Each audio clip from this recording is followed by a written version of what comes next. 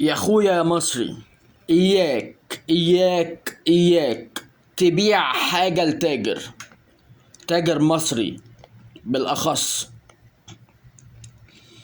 لو حاجة ب1,000,000 جنيه هيقولك، وانت ما تعرفش ان هي ب1,000,000 جنيه، هيقولك دي ب200,000 جنيه، وتفضلوا تتكلموا وتتناقشوا فيها.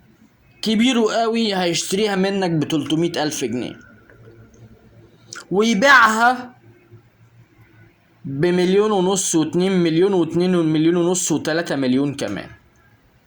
تاجر بقى، اياك تبيع لتاجر، لان التاجر بيخسف بتمنها الارض، بيموتها. هو ده التاجر. وطبعا التجار عندنا في مصر معروف ان هم بلا ضمير.